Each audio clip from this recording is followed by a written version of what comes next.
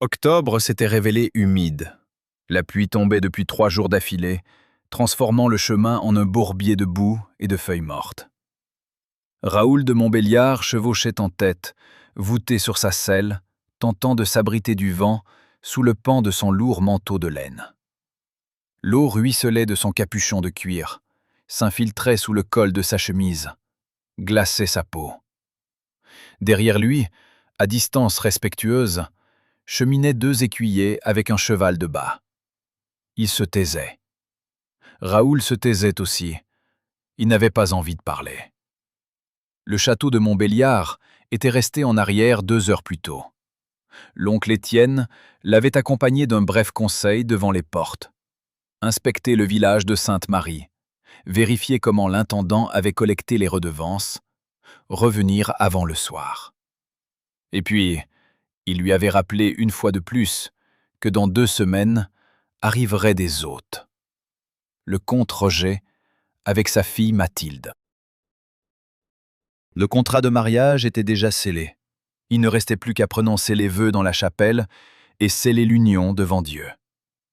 L'oncle en parlait calmement, comme d'une chose allant de soi. Raoul hochait la tête, serrait les mâchoires et s'en allait. Il n'avait jamais vu Mathilde. Il ne savait que ce qu'Étienne lui avait raconté. 19 ans, pieuse, obéissante, sachant tenir une maison. Son père, le comte Roger, possédait des terres à l'est, à la frontière de la Bourgogne.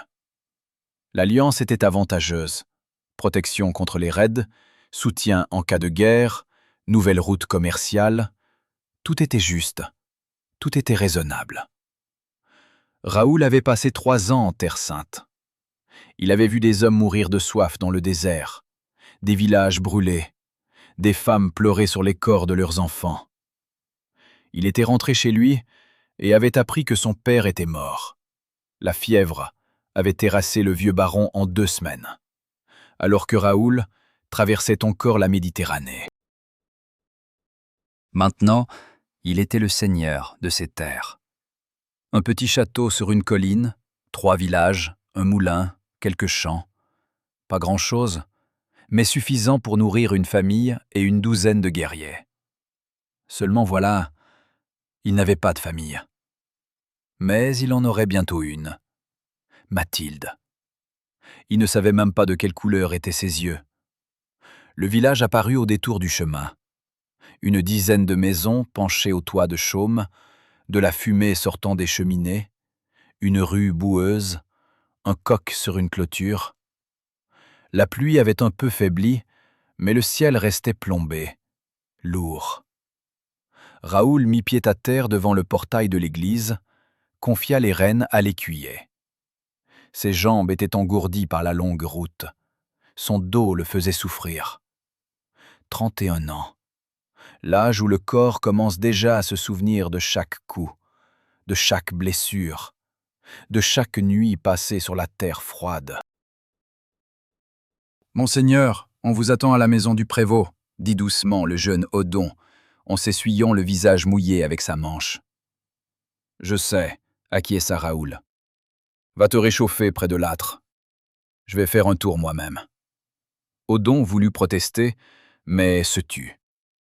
Raoul s'engagea le long de la rue, dérouillant ses jambes engourdies.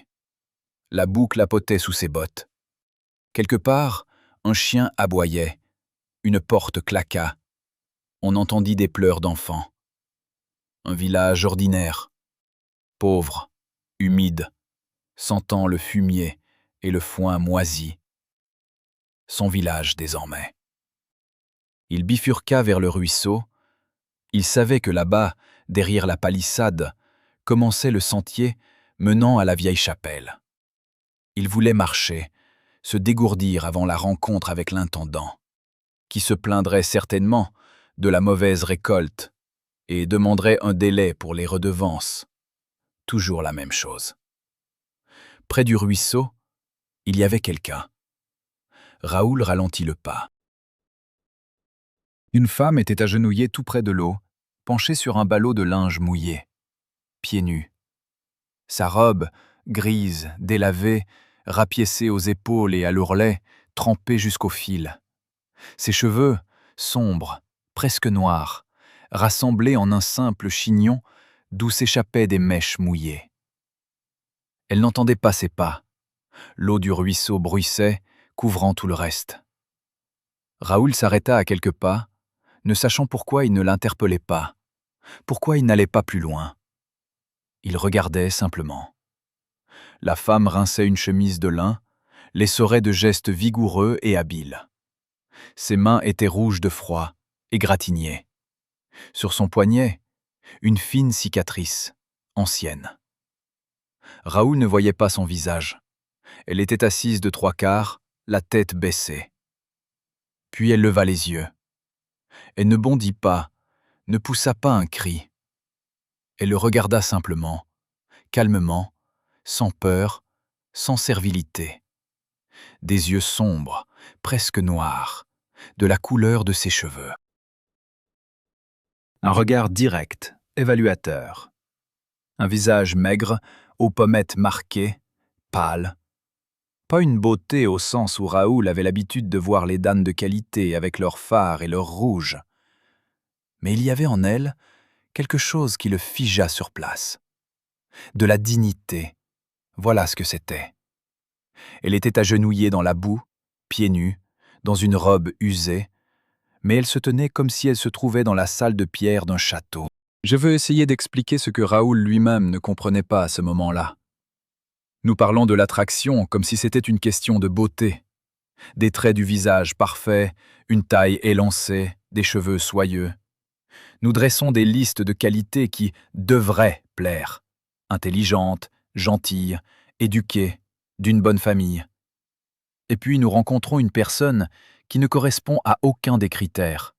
Et tout cet univers rationnel s'effondre. Raoul a vu des centaines de femmes. Dans un jour, il verra Mathilde, l'incarnation de tous les critères parfaits. Mais maintenant, près de ce ruisseau, il a été confronté à quelque chose qui ne peut pas être mis dans des listes. Présence. C'est comme cela que cela s'appelle. La capacité d'une personne à simplement exister, ne pas jouer un rôle, ne pas s'adapter, ne pas se cacher derrière un masque de politesse ou de soumission. Alice se tenait devant lui dans son intégralité, sans exception, sans essayer de plaire ou de faire impression. Elle était là, et cela a suffi pour que le monde entier bouge. Nous passons notre vie parmi des gens qui devraient convenir, et nous ne ressentons rien. Et puis quelqu'un nous regarde droit dans les yeux, et nous comprenons qu'avant ce moment, nous étions simplement endormis. Raoul ne le savait pas. Il ressentait seulement qu'il se tenait au bord du gouffre, qu'un pas, et il n'y aurait pas de retour en arrière. Et il avait raison. « Monseigneur », dit-elle à voix basse sans détourner le regard. Une voix grave, légèrement rauque. Elle ne s'inclina pas, ne baissa pas les yeux. Elle se contenta de prononcer son titre et attendit. Raoul fut décontenancé un instant. Les paysans se prosternaient d'ordinaire, bredouillaient des excuses, reculaient. Cette femme le regardait comme si elle en avait le droit. « Je ne voulais pas déranger, dit-il, et les mots sonnaient ridicules.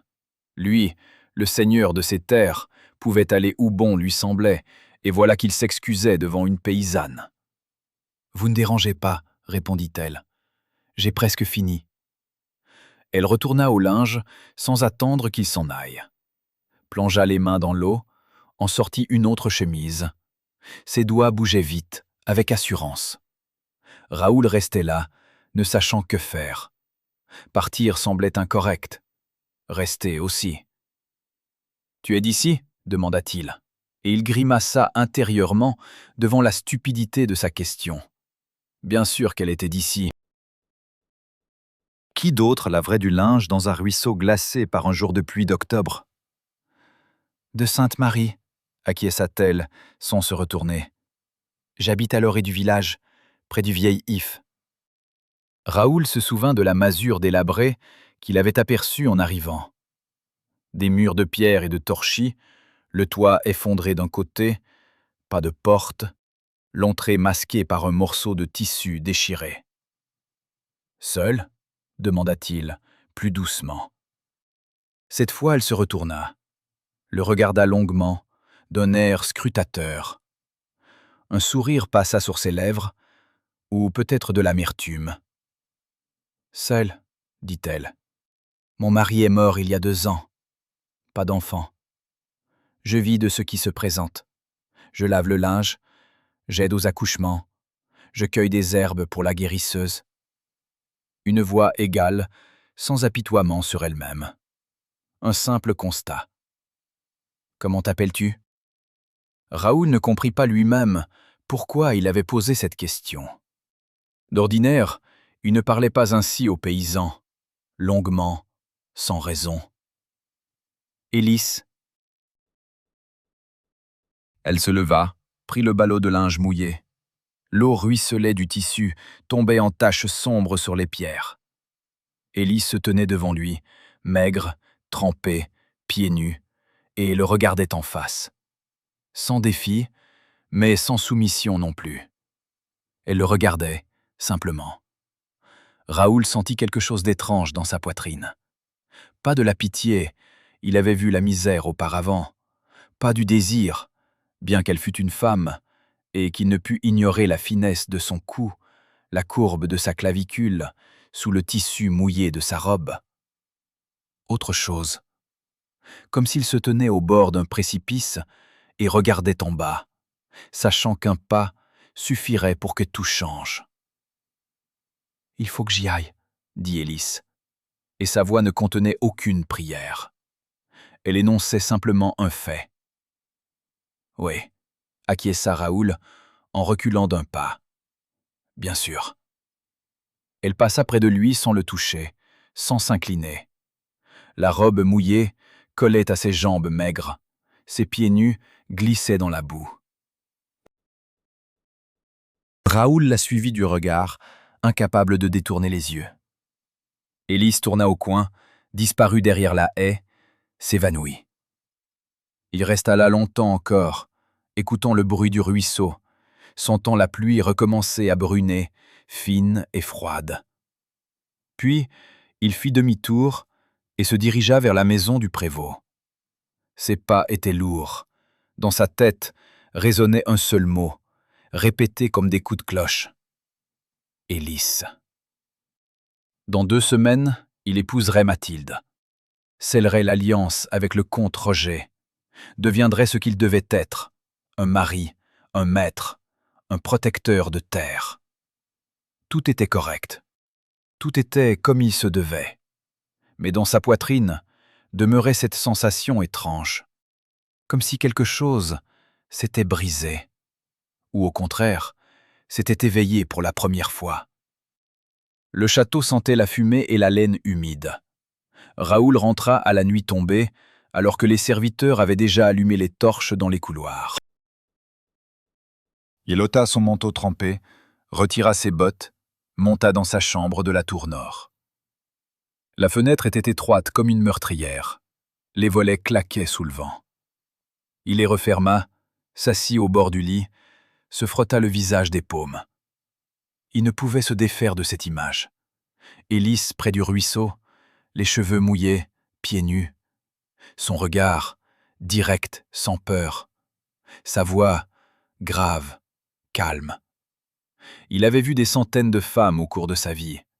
Des dames de qualité en soie, des servantes au château, des paysannes dans les champs, des ribaudes dans les tavernes du port. Mais aucune n'était restée dans sa mémoire comme celle-ci. Une sottise. Il était fatigué, voilà tout. Le long voyage, la pluie, le froid. Demain, tout serait oublié. Mais le lendemain, il pensa à elle de nouveau. Et le surlendemain aussi. Élise. Même son nom sonnait d'une façon particulière quand il le répétait en lui-même, assis dans la grande salle du château, à écouter le rapport de l'intendant sur les réserves de grains pour l'hiver. « Raoul, tu m'écoutes » La voix de son oncle Étienne le ramena à la réalité. Raoul cligna des yeux, se redressa sur le banc.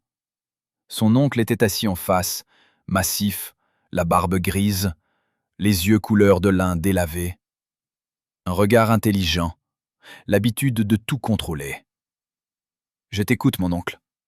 Alors réponds, combien de sacs d'avoine faut-il prévoir pour le festin de noces ?» Raoul se tut. Il n'avait pas entendu la question. Étienne soupira, se renversa contre le dossier du lourd fauteuil de chêne. « Qu'est-ce qui t'arrive ces derniers jours? Tu sembles absent. Tu penses à ta promise ?» « Non, » répondit Raoul honnêtement, et il le regretta aussitôt. Son oncle plissa les yeux. « À qui alors ?»« À personne. Je suis fatigué, c'est tout. » Étienne resta silencieux, observant son neveu. Puis il se versa du vin d'une cruche, en but une gorgée. « Le comte Roger a envoyé un messager ce matin. Il arrivera dans 10 jours, pas dans 2 semaines comme prévu. Il veut en finir au plus vite. Mathilde l'accompagne. Il fallait préparer les appartements pour les invités, organiser la chasse, commander un nouveau parement d'hôtel pour la chapelle. 10 jours. » Raoul sentit quelque chose se serrer dans sa poitrine. « Si vite ? Pourquoi attendre ?» répondit son oncle en haussant les épaules. « Le contrat est signé, la dot est convenue, il ne reste plus qu'à sceller l'union devant Dieu. Tu n'as pas changé d'avis ?» La question avait été posée calmement, mais Raoul y perçut de la fermeté. Étienne ne tolérerait aucun doute. Il avait passé 6 mois à négocier avec le comte Roger, obtenu des conditions avantageuses. Reculer maintenant signifierait perdre la face, gâter les relations avec le voisin, laisser les terres sans protection. « Non, » dit Raoul, « je n'ai pas changé d'avis. » « Alors ressaisis-toi, neveu. Tu vas bientôt être un homme marié. C'est sérieux. » Étienne se leva, lui donna une tape sur l'épaule et quitta la salle. Raoul resta seul. Les torches crépitaient dans leur support de fer au mur, projetant de longues ombres sur le sol de pierre. 10 jours. Il aurait dû se réjouir, ou du moins éprouver du soulagement. Enfin tout serait réglé, la vie suivrait son cours. Mais au lieu de cela, il ne ressentait que du vide. Le 3e jour, après la rencontre près du ruisseau, Raoul retourna à Sainte-Marie. Il dit à son oncle qu'il devait vérifier l'état du moulin. L'hiver approchait, il était important que tout fonctionne. Étienne acquiesça distraitement, occupé par les préparatifs de l'arrivée des invités. La matinée était claire, froide. Les feuilles des arbres avaient définitivement jauni. Le vent les arrachait et les jetait sur la route. Raoul chevauchait seul, sans écuyer. Il voulait du silence. Il inspecta rapidement le moulin. Tout était en ordre. Le meunier l'assura que les réserves de farine étaient suffisantes, les meules en bon état. Raoul le remercia, lui glissa quelques pièces de cuivre pour réparer le toit et se dirigea vers le village. Il ne savait pas pourquoi. Il n'avait pas prévu de la chercher.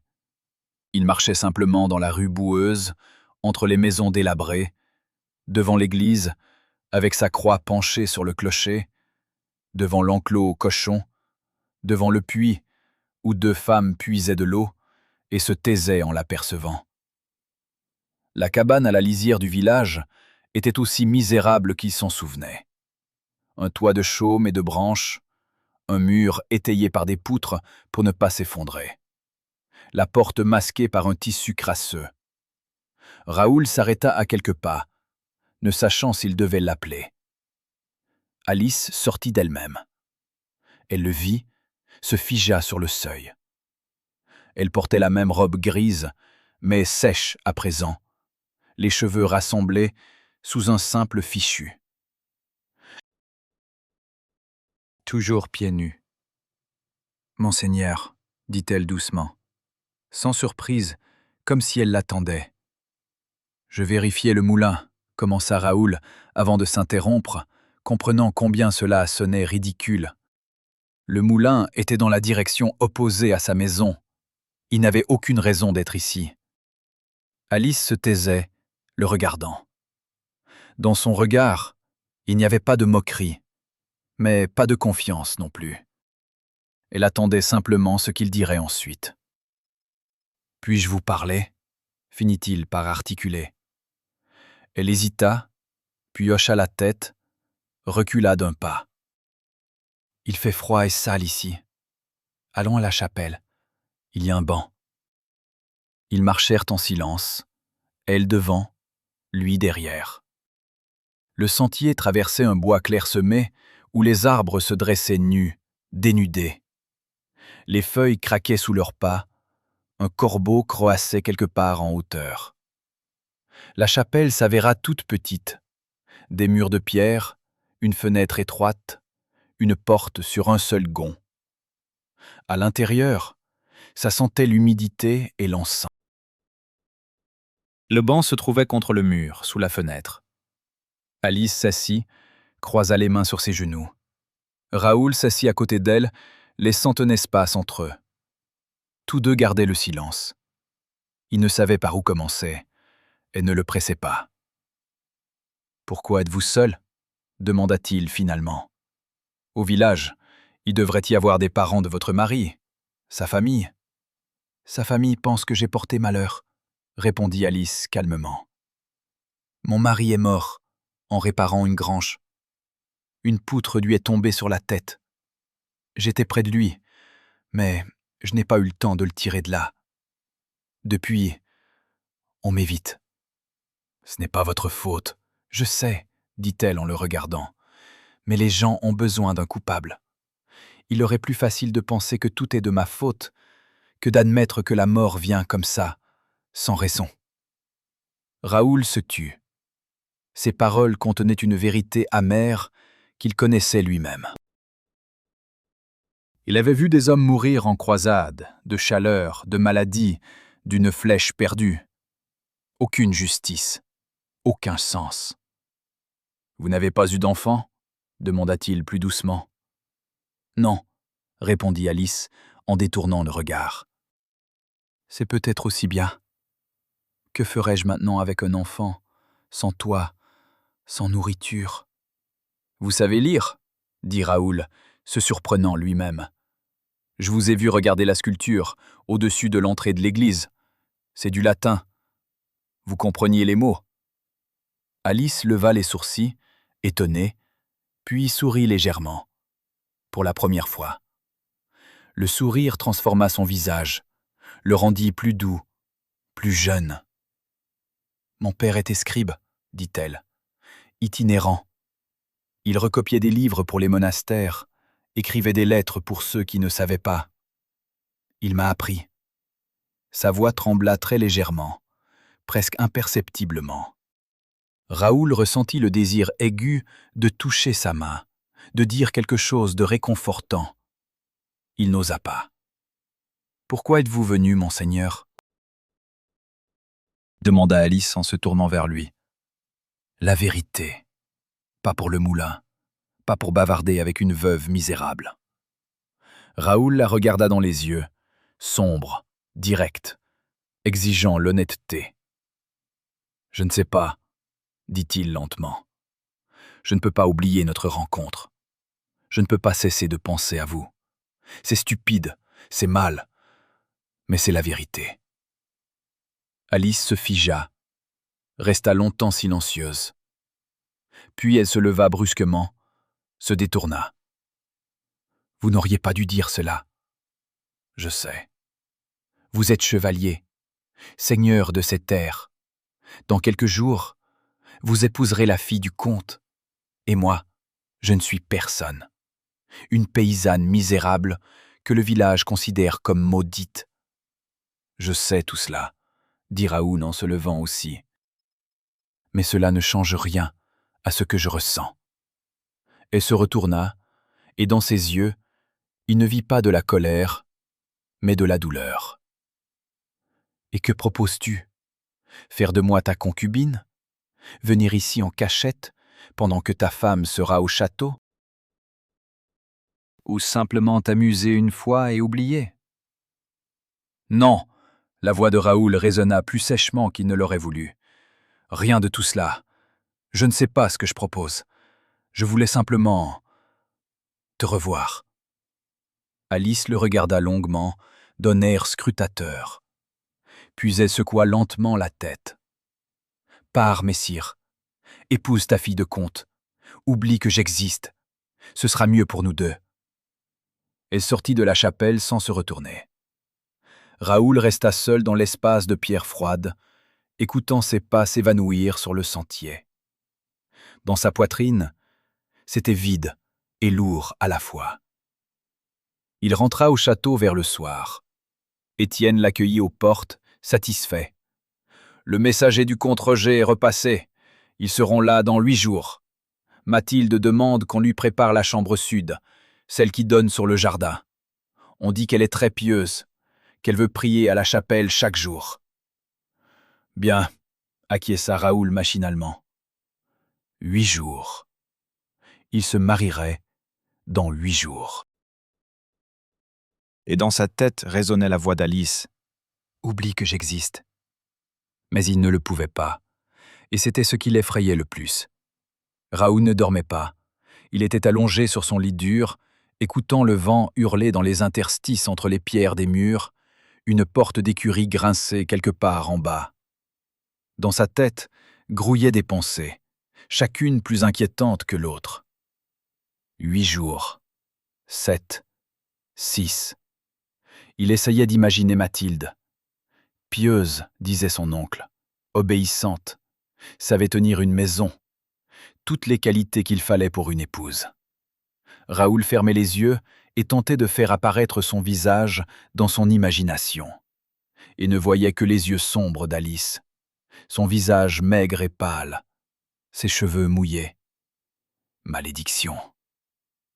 Le 5e jour avant le mariage, un prêtre arriva au château, le père Ghislain d'une abbaye voisine, pour bénir la future union, entendre la confession. Un vieillard aux mains tremblantes et au regard perçant. Raoul le reçut dans la grande salle, écouta un long sermon sur la sainteté du lien conjugal, sur le devoir envers Dieu et la famille. « Mon fils, » dit le père Ghislain, lorsqu'ils se retrouvèrent seuls dans une petite pièce derrière la chapelle. « Es-tu prêt à accepter le fardeau du mariage ? Ce n'est pas simplement l'union de 2 lignées, c'est un serment devant Dieu. Pour toujours. Pour toujours. » Un mot lourd comme une pierre. « Je le suis, mon père, » répondit Raoul. Et le mensonge sonna de façon convaincante, même à ses propres oreilles. Le vieil homme le regarda longuement, puis hocha lentement la tête. « Alors confesse-toi.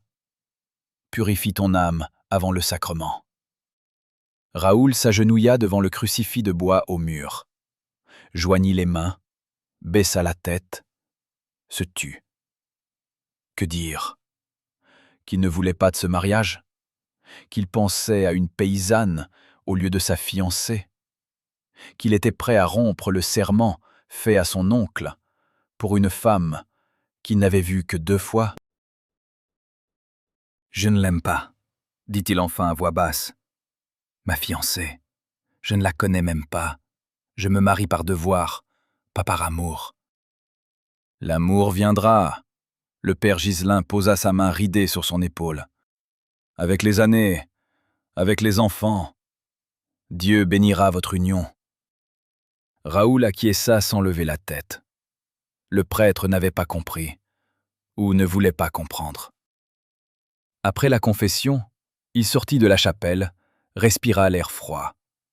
Le ciel était couvert de nuages, ça sentait la pluie. Étienne avait organisé une chasse. Il fallait abattre un cerf pour le festin de noces. Raoul devait partir avec les autres chevaliers, mais refusa, prétextant la fatigue. Son oncle fronça les sourcils, mais ne discuta pas. Raoul descendit aux écuries, sella son cheval lui-même, sans attendre le palefrenier. Sortit le noir de son box, se mit en selle. Ne réfléchit pas à sa destination.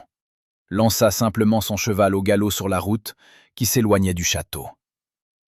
Il se retrouva à Sainte-Marie, bien sûr. Ou d'autres. Le village était presque désert. Les hommes aux champs, récoltant les dernières moissons avant les froids. Les femmes dans les maisons. Seule une vieille femme, près du puits, le regarda avec curiosité, se signa. Raoul continua jusqu'au bout du village. Alice n'était pas dans sa cabane. Raoul mit pied à terre, attacha son cheval à un vieil if, resta là, ne sachant que faire. Partir? Attendre? Entrer?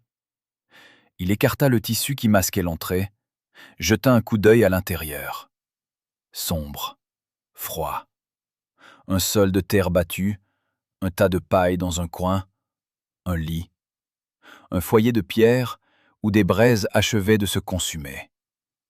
Au mur, une croix de bois grossièrement sculptée. Rien d'autre. Ni table, ni banc, ni coffre avec des affaires. Une misère totale. Raoul sentit la colère monter. Elle vivait dans cette écurie, et lui s'apprêtait à épouser la fille d'un comte qui apporterait une dot de 100 pièces d'or. Injuste. Le monde était injuste. Mais sire, il se retourna. Alice se tenait à quelques pas, tenant dans ses bras un fagot de petit bois. Elle le regardait calmement, sans surprise, comme si elle avait su qu'il viendrait. « Je ne voulais pas m'introduire, » dit Raoul en sortant de son logis. « Simplement, tu n'as pas pu rester au château, » termina-t-elle à sa place. Elle s'approcha, jeta le fagot près du foyer, se redressa, essuya ses mains sur le bas de sa robe. « Dans combien de jours le mariage ? » ?»« Dans 4. » Alice hocha la tête, se tut. Raoul la regardait, son visage émacié, ses mains rougies par le travail, ses pieds nus. Il voulait dire quelque chose, mais ne trouvait pas les mots. « Pourquoi es-tu ici ? » demanda-t-elle doucement. « Que veux-tu de moi ?»« Je ne sais pas, » répondit Raoul honnêtement. « Te voir, entendre ta voix, savoir que tu existes. » « J'existe ?» Alice eut un léger sourire, sans joie. « Je vis dans une masure, je lave le linge des autres pour quelques sous, je ramasse de l'oseille pour le dîner. » « Qu'y a-t-il de romantique là-dedans ?»« Toi, » dit-il simplement. Alice se figea. Elle le regarda longuement, puis secoua lentement la tête. « Tu ne me connais pas, messire. Tu m'as vu 2 fois, parler quelques fois. Ce n'est pas assez pour... »« Pourquoi ?» l'interrompit-il en faisant un pas vers elle. « Pour ressentir ce que je ressens ? Peut-être. Mais je ne peux pas contrôler cela. »« Tu le peux. » Sa voix se fit plus ferme. « Tu es chevalier. Tu as l'habitude de te contrôler au combat, en campagne. Contrôle cela aussi. » J'ai essayé. Raoul passa une main dans ses cheveux. Là. Je n'y arrive pas. Le silence s'installa entre eux, lourd, chargé de non-dits. Le vent bruissait dans les branches nues de l'if, chassait les feuilles sèches sur le sol. Au loin, un chien aboyait. « Parle-moi de ton mari, » demanda Raoul soudain. « Tu l'aimais ?» Alice tressaillit, comme s'il l'avait frappée, et se détourna. « Pourquoi veux-tu savoir cela ? » ?»« Je veux savoir. » Elle resta longtemps silencieuse. Puis elle s'assit par terre, adossée au mur de la cabane.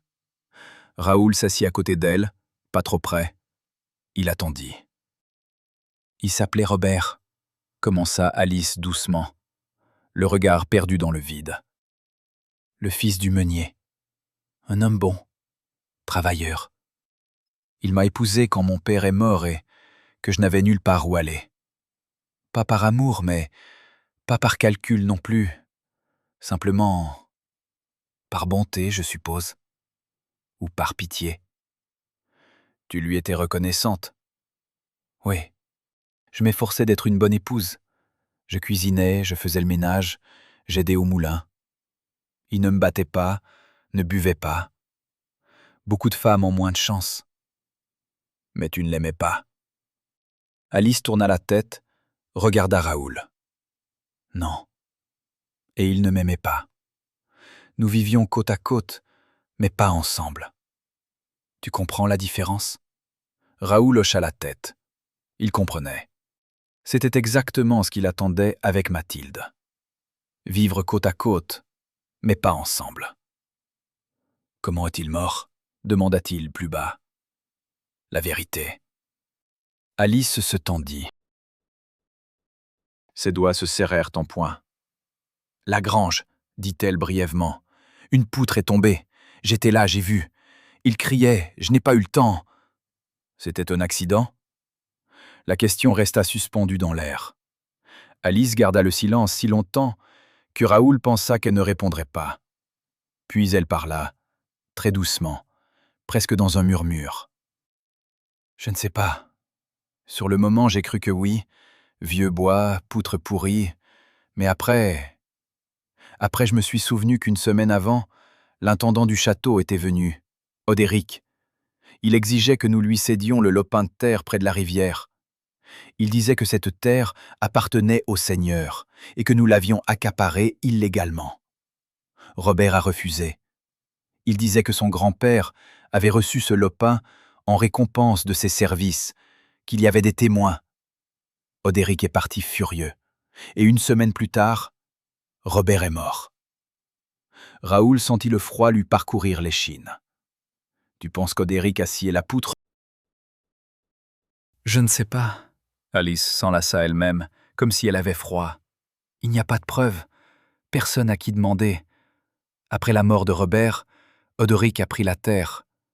Il a dit que, puisqu'il n'y avait pas d'héritier, elle revenait au Seigneur. Je n'ai pas protesté, j'avais peur. Raoul serra les poings. Odéric. Il se souvenait de cet homme, sec, aux yeux de rat, avide du bien d'autrui. Son père le gardait comme intendant, parce qu'il savait extorquer les redevances aux paysans. Raoul ne l'aimait pas, mais n'y prêtait pas attention. Il était occupé par la guerre, les campagnes. « Pourquoi ne m'as-tu pas dit cela plus tôt ?» demanda-t-il. « Quand je venais au village, en tant que seigneur. » Alice le regarda avec un sourire triste. « Et qu'aurais-tu fait? Cru la parole d'une veuve misérable contre celle de ton intendant? Tu te serais penché sur la mort d'un paysan, mort il y a 2 ans? Tu aurais pensé que je cherchais des coupables parce que je ne pouvais pas accepter ma perte? » Elle avait raison. C'est ce qu'il aurait pensé. La honte le brûla de l'intérieur. « Je vais enquêter, » dit Raoul fermement. « Si Odéric est coupable, il répondra de ses actes. » « Non. » Alice secoua la tête. « C'était il y a longtemps. Tu ne ramèneras pas Robert. Et tu ne te créeras que des problèmes. Odéric est ton homme, il gère les terres, collecte les impôts. Sans lui, ce sera difficile. Je n'ai pas besoin d'un meurtrier dans mon château. Tu ne sais pas si c'est un meurtrier. Ce ne sont que mes soupçons. » Ils restèrent assis en silence. Le soleil déclinait vers le couchant. Les ombres s'allongeaient. Raoul regardait son profil, le nez fin, le menton obstiné, les cils sombres. Il voulait toucher sa main, la prendre dans ses bras, la réchauffer. Il n'osa pas. « Je dois y aller, » dit Alice en se levant. « J'ai promis de rapporter le linge propre avant le soir. » Raoul se leva aussi. Il se tenait proche, trop proche. Il voyait chaque tache de rousseur sur sa peau pâle, sentait l'odeur de fumée de ses vêtements, la chaleur de son corps. « Alice, » prononça-t-il d'une voix rauque. « Non !» Elle recula d'un pas. « Ne fais pas ça, Raoul. » Pour la première fois, elle l'appelait par son prénom. Pas Messire, pas Sire, simplement Raoul. Et cela sonna si intime, si juste, qu'il en eut le souffle coupé. « Tu te maries dans 4 jours, » continua-t-elle en le regardant dans les yeux. avec une femme qu'on a choisie pour toi. C'est ton devoir, ton destin. Et moi, je ne suis qu'une paysanne qui s'est trouvée par hasard sur ton chemin. Oublie-moi, je t'en prie. » Elle se retourna et s'en alla, rapidement, sans se retourner. Raoul resta immobile, la regardant s'éloigner. Dans sa poitrine, c'était vide et douloureux à la fois. Il monta à cheval, repartit vers le château. Le chemin fut long et froid. Dans sa tête résonnaient ces paroles. « Oublie-moi, je t'en prie. » Mais comment oublier ce qui était devenu la seule chose vraie dans sa vie? Lorsqu'il pénétra dans la cour du château, Étienne l'accueillit aux portes. Le visage de son oncle était solennel. Des invités de l'abbaye sont arrivés. Ils ont apporté en présent pour la fiancée un voile de soie pour l'autel. Et une nouvelle encore. Le comte Roger part demain. Il sera ici après-demain. Le mariage dans 3 jours, Raoul. 3 jours. Raoul hocha la tête en silence, mit pied à terre. Il monta dans sa chambre, ferma la porte, s'assit au bord du lit, enfouit son visage dans ses paumes. 3 jours avant qu'il ne perde à jamais le droit de choisir. Le comte Roger arriva à l'aube, alors que la brume s'étendait encore sur les champs comme un linceul blanc. Raoul se tenait dans la cour du château, écoutant la garde crier depuis la tour l'approche des cavaliers. Étienne s'affairait à ses côtés, rajustant le manteau de son neveu, prodiguant ses derniers conseils. « Souris, fais des compliments. Ne reste pas muet comme une statue de pierre. Mathilde est une bonne jeune fille. Donne-lui sa chance. » Raoul acquiesçait sans écouter. Il regardait les portes. Son cœur battait régulièrement, calmement. Aucune émotion. Aucune impatience. Le vide. La cavalcade pénétra dans la cour. Une douzaine de cavaliers enivrés du comte Roger, des bannières frappées de ses armoiries, des chariots chargés.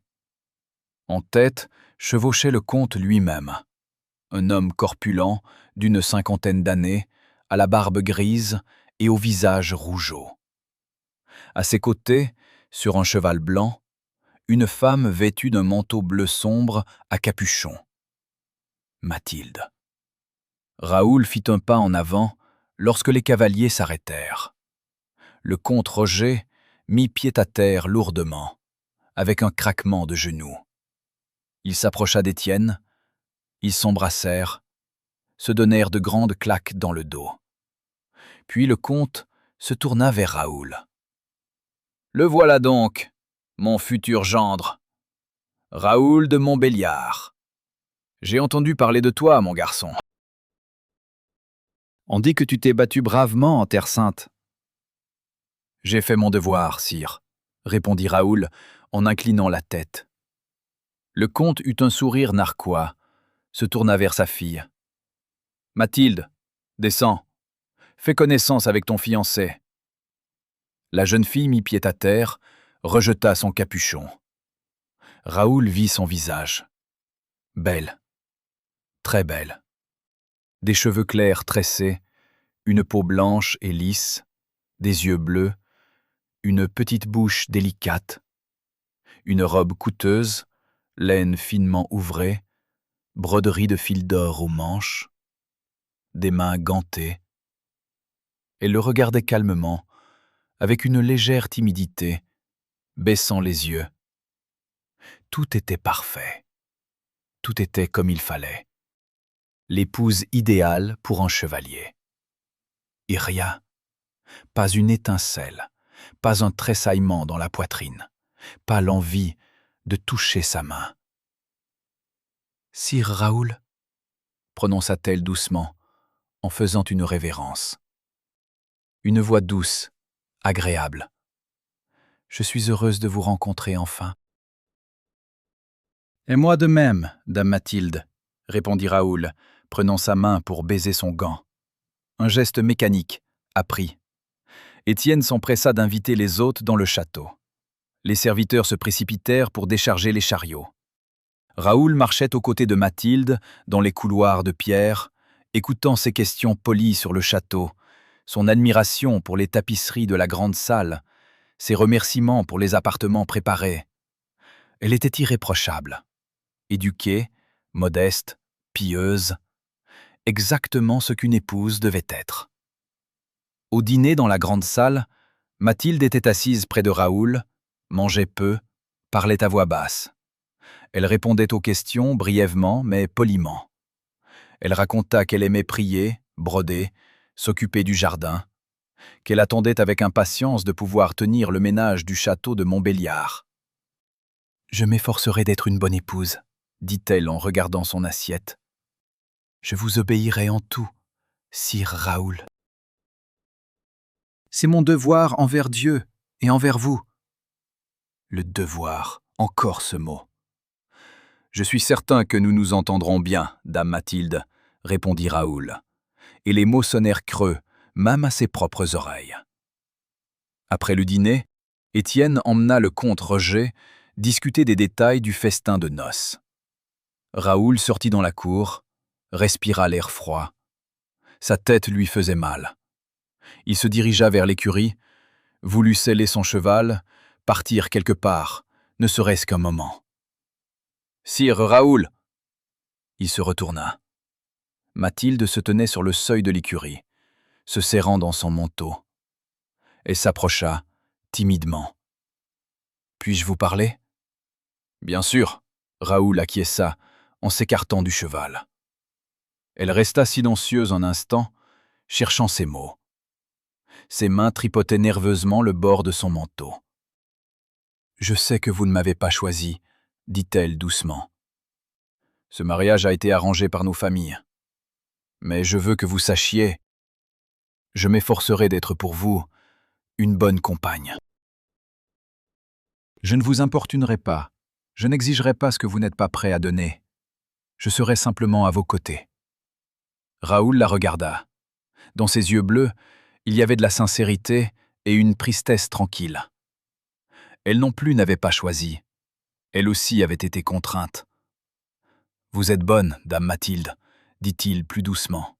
« Je m'efforcerai d'être un époux digne de vous. » Elle sourit faiblement, hocha la tête et s'en alla.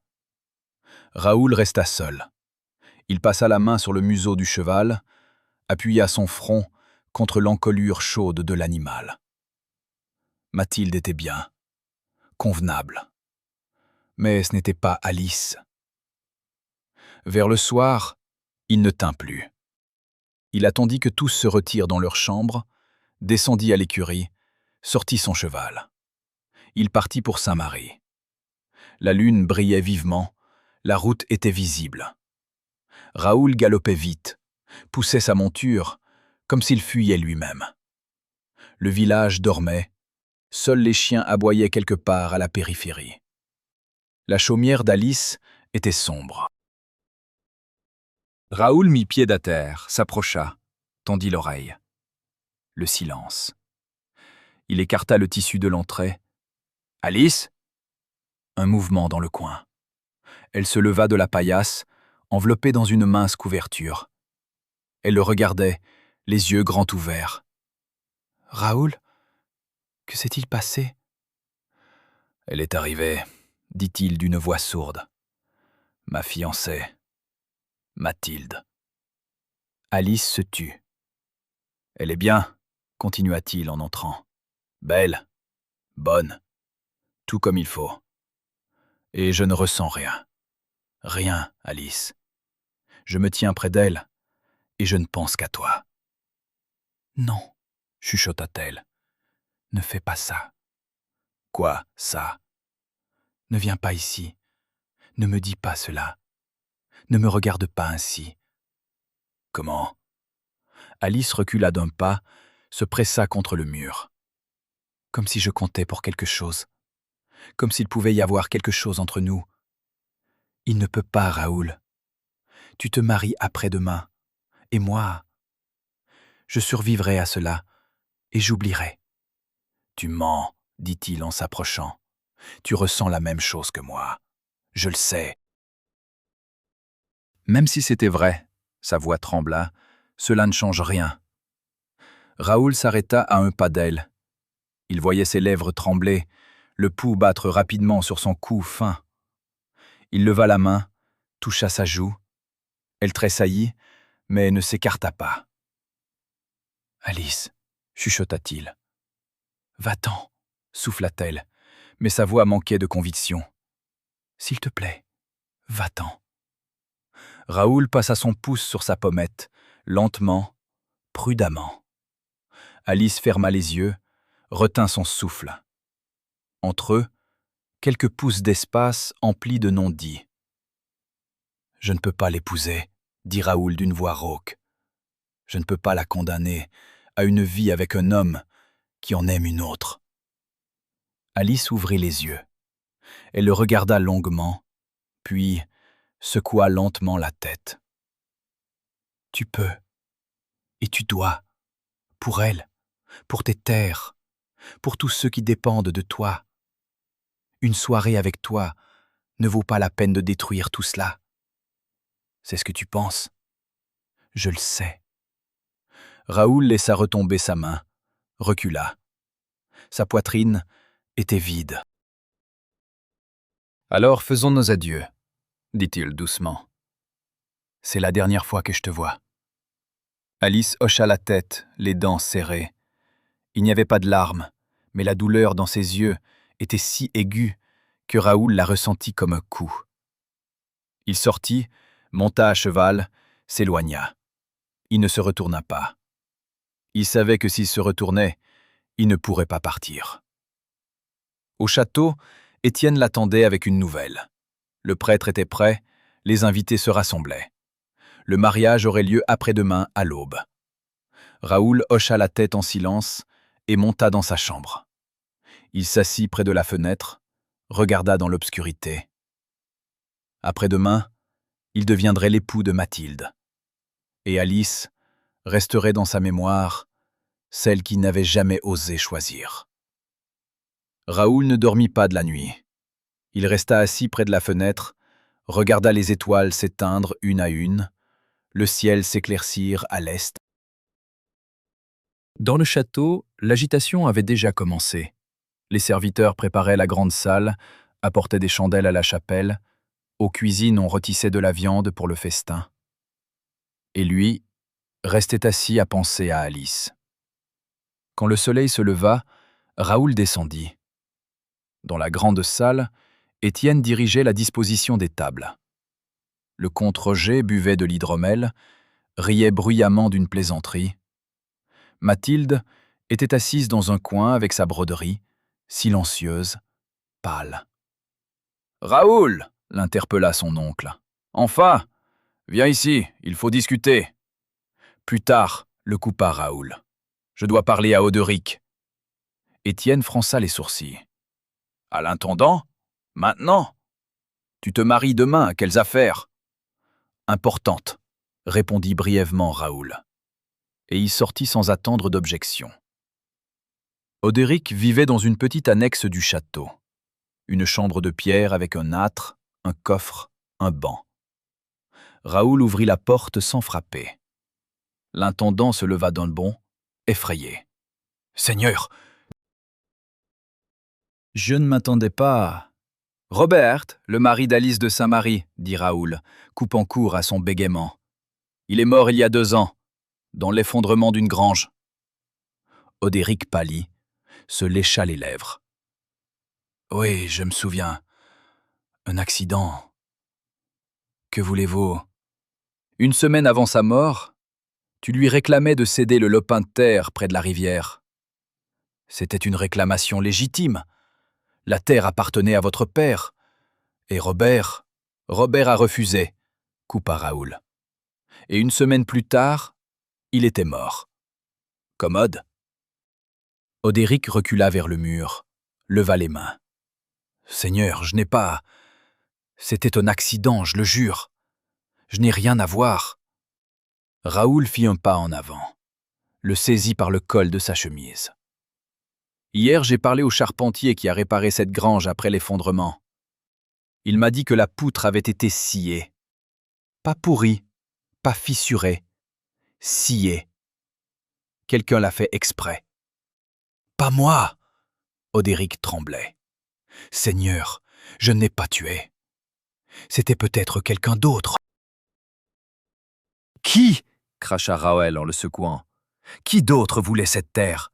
Qui d'autre a profité de sa mort? L'intendant restait muet, la bouche ouverte, cherchant son souffle. Ses yeux reflétaient une peur animale. Parle, siffla Raoul, ou je te livre au juge du comte.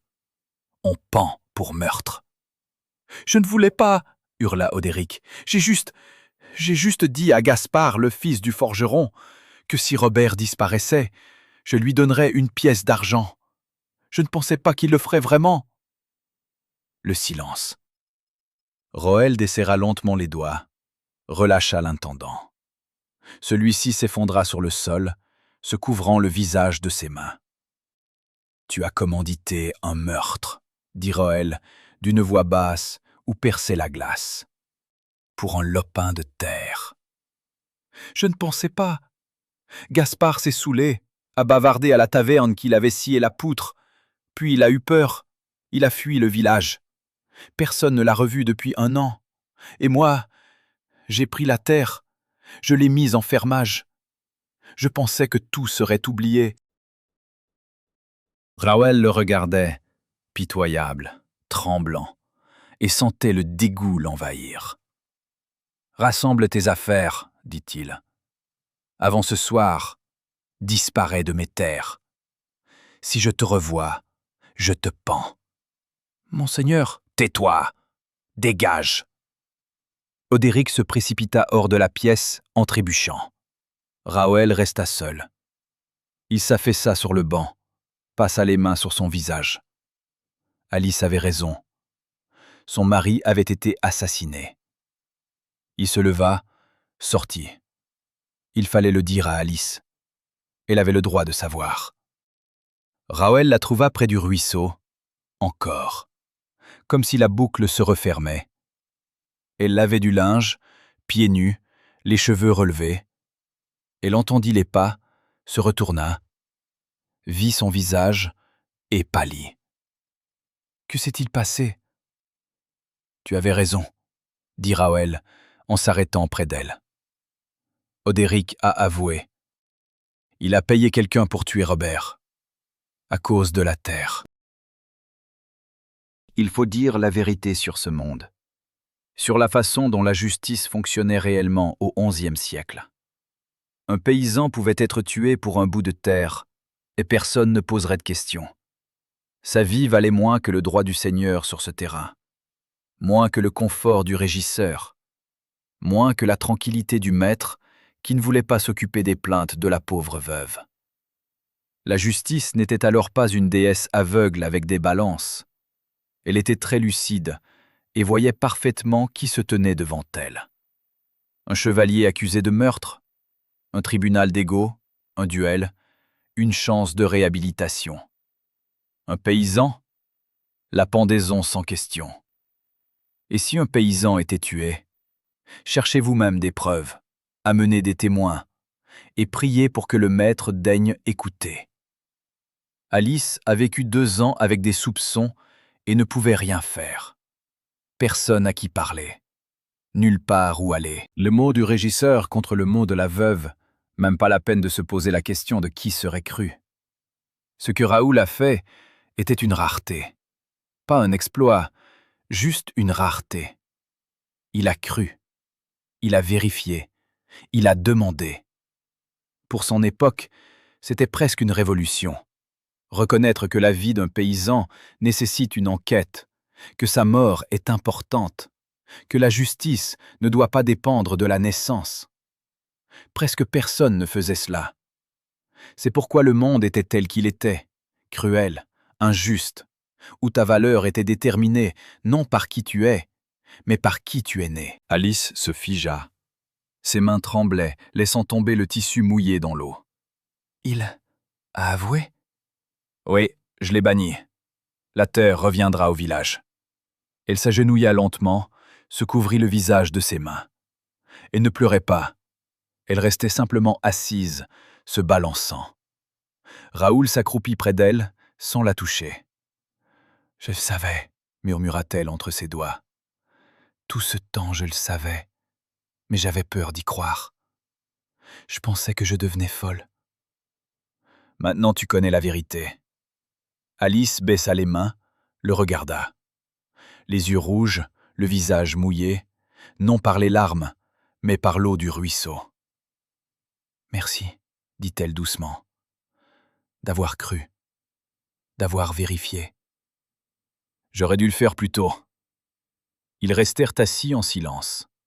Le ruisseau murmurait, le vent bruissait dans les branches nues.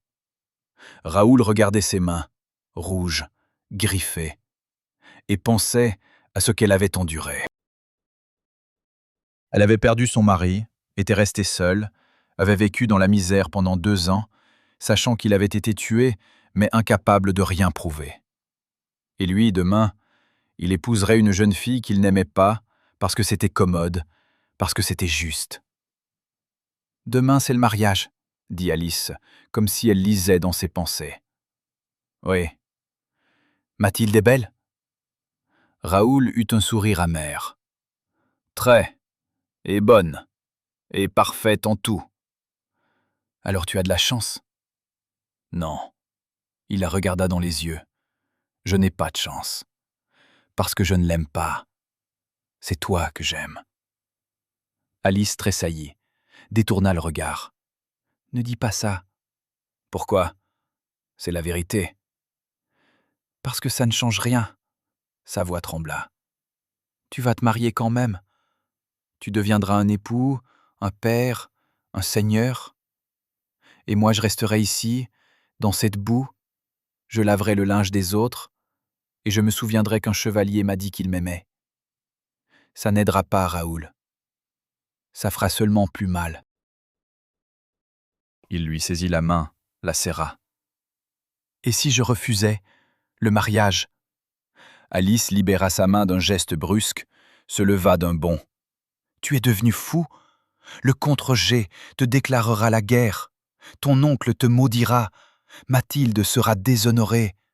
Tout s'effondrera. » Qu'il en soit ainsi. Raoul se leva aussi. « Si c'est le prix à payer pour vivre honnêtement. »« Honnêtement ?» Elle rit sèchement, sans joie. « Tu abandonneras ta fiancée devant l'autel pour une paysanne et tu appelleras ça de l'honnêteté. C'est de l'égoïsme, Raoul. Tu ne penses qu'à toi. »« À nous, » corrigea-t-il.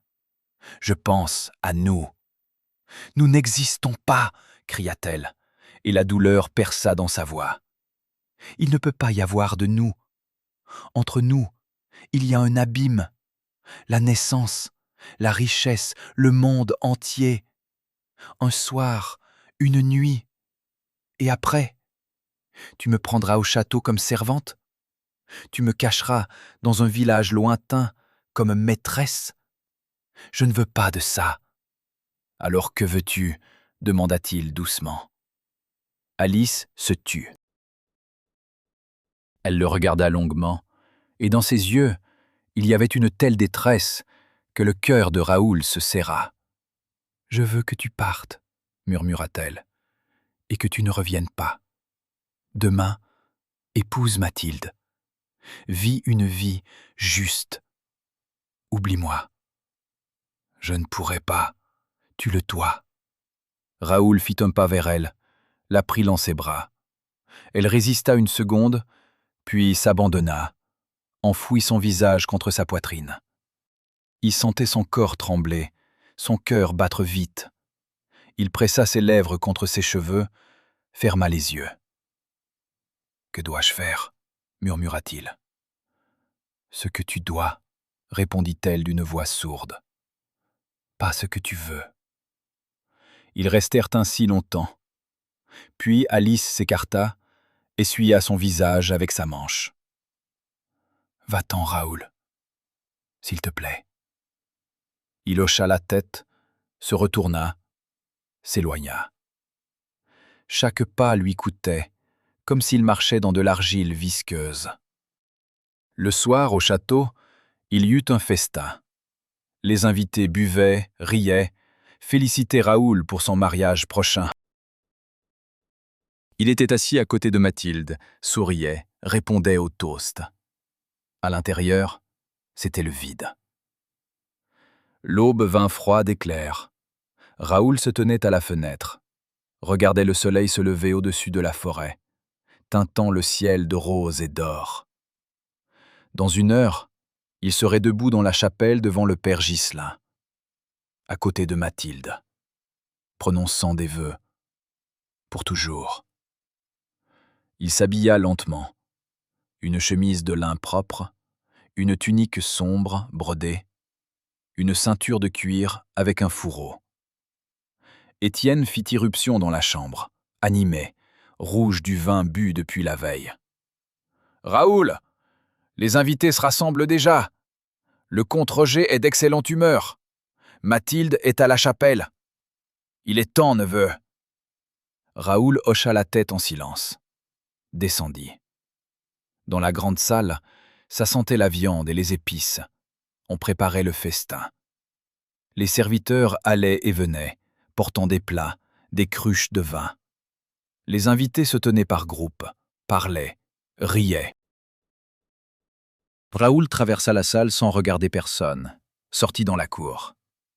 L'air froid brûla ses poumons. Il s'arrêta, ferma les yeux. Que dois-je faire? La chapelle était petite, en pierre, avec des fenêtres étroites. À l'intérieur, ça sentait l'encens et la cire. Des bougies brûlaient sur l'autel, projetant des ombres tremblantes sur les murs. Les invités se tenaient sur les côtés, chevaliers, dames, serviteurs. Devant, près de l'autel, le père Ghislain en chasuble blanche. À côté, Mathilde. Raoul s'arrêta sur le seuil, la regarda. Elle portait une robe blanche, les cheveux dénoués sur les épaules. Sur la tête, une couronne d'herbes sèches. Belle, pâle.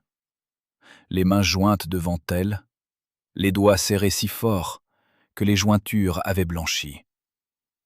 Elle avait peur.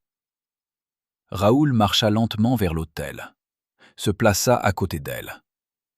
Mathilde leva les yeux vers lui, des yeux bleus, pleins d'inquiétude. « Sire Raoul, » murmura-t-elle. « Dame Mathilde. » Le père Ghislain leva les mains, commença à parler. Le latin coulait familier, monotone. Raoul n'écoutait pas. Il regardait l'icône sur le mur. La Vierge à l'enfant, visage sévère, yeux douloureux. « Pardonne-moi. Acceptes-tu cette femme pour légitime épouse ?» La voix du prêtre le ramena à la réalité. Raoul ouvrit la bouche. Il aurait dû dire « oui ». Un seul mot. Tout serait réglé. Le silence. Mathilde le regardait, attendait. Les invités s'étaient tus. Étienne se raidissait au premier rang. « Je... » commença Raoul. La porte de la chapelle s'ouvrit à la volée dans un fracas. Tous se retournèrent. Dans l'embrasure se tenait l'écuyer Odon, hors d'haleine, le visage maculé de boue. « Monseigneur, comte Roger, un messager de vos terres orientales. » Le comte Roger s'avança, les sourcils froncés. « Qu'est-ce encore que un raid, sire ?»